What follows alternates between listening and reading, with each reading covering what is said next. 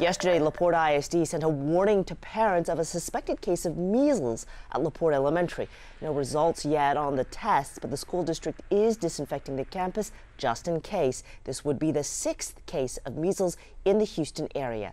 Now, should vaccinations be required for children? Health experts are making that push right now following a rise in confirmed measles cases. Marcelina Benito is at the press conference, and these folks are talking about changing Texas law. Marcelina?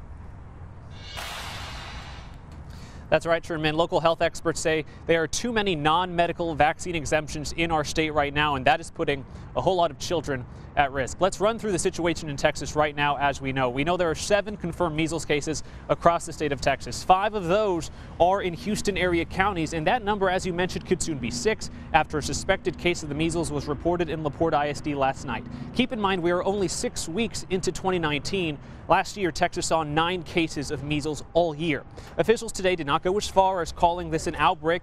They say this is a resurgence of measles. Of course, this is a highly contagious disease and can be deadly. And here in Texas, too many parents are opting out of vaccinating their children. It's why experts have a real fear this could get out of control if action isn't taken soon. Unfortunately, we're getting this kind of perfect storm, this confluence of forces, an increase in measles cases, and happening in the time of the year when, in the pre-vaccine era, measles was the most transmissible. So I'm very concerned.